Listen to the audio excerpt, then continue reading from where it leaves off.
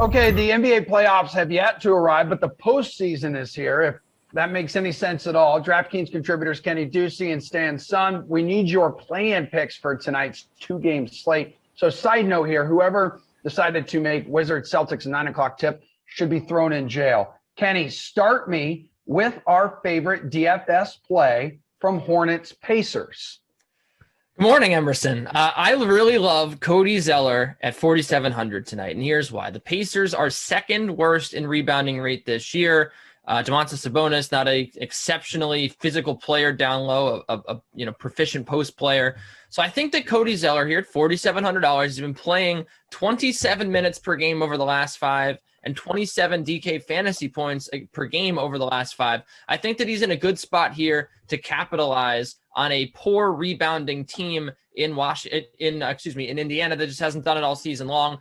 He again should be out there for plenty of time here. I know that down the stretch minutes fluctuate, but the Hornets have shown a dedication to playing Cody Zeller, and he's actually had a really high usage rate at times as well this year. So he could even get involved in the offensive end. He's just missed a lot of time, but now he's healthy. He should be playing. I really like Cody Zeller tonight as a big value.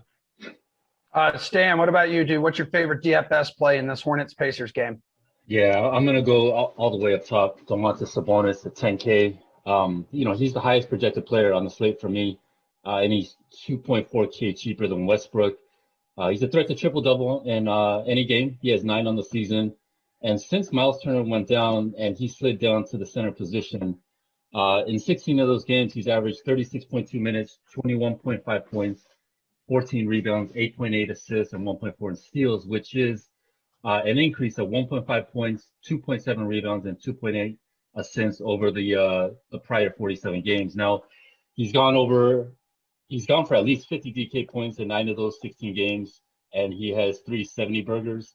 Now he faces a Charlotte team that boosts the fantasy points per minute to centers by 5.99% above the league average. And Kenny Ducey, he mentioned that Zeller's been getting some run, but they love playing PJ Washington at the small ball centers. So during those shifts, Sabonis is going to be able to feast.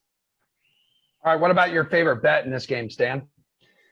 I wasn't crazy about any of the game line bets, so I settled on PJ Washington over 1.5 threes. Last night it was minus 113. Now it's a minus 121.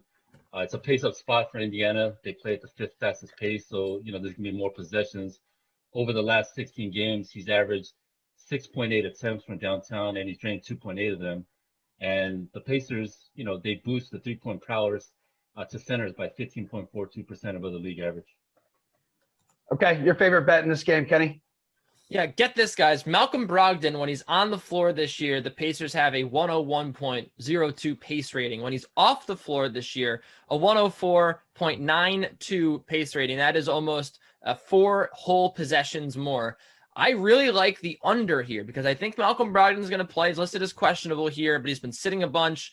They've presumably been waiting for this moment to activate him and to really let him go, right? So I think that this total, it is a little low, and I think a lot of people are going to hammer that over for what Stan said. This team, the Indiana Pacers, they pushed the pace all season long, number 1 over the last 10 games, but the Hornets are just 31, 40, and 1 to the over this year versus Indiana, who's the best in the league.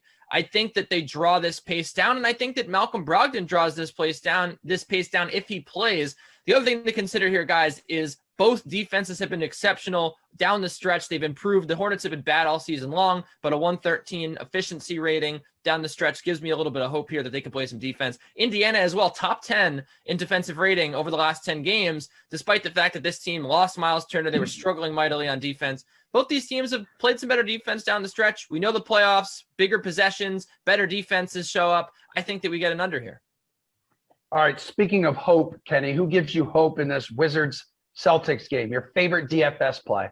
I guess I'm just chock full of the values here today, Emerson, because I really like Tristan Thompson at $4,800. Yes, Tristan Thompson, the same guy that got punked by the Warriors, and then after the game said, "You're not going to punk Tristan Thompson." This guy is playoff ready. He's had plenty of playoff games, won championships, and the Wizards were 19th in rebounding rate this year. That's the number one thing for me that I'm looking to attack in this game. The Boston Celtics, great rebounding team. Wizards, terrible rebounding team. He's been seeing 26 plus minutes per game. Robert Williams, he's playing in this game, or he's probable anyway, but he is banged up. How much is he going to play? Are they going to opt to play Robert Williams or Tristan Thompson, who has a lot of experience in these situations, has been playing really well for them down the stretch? I think it's going to be TT, and he's been a rebounding machine lately, almost 8 rebounds per game over his last 7. I think he goes again towards 10 rebounds and has a solid game here to return you big time value on $4,800. Stan Sun, your favorite DFS play for Wizards Celtics. All right, Kenny and I are ebony and ivory, yin and yang today. He's going low, I'm going high. Going Bradley Beal, 9K. It's scary to fade Westbrook, just because he has the ability to put the most raw points on the slate, and his recent stretch has been, pretty historic.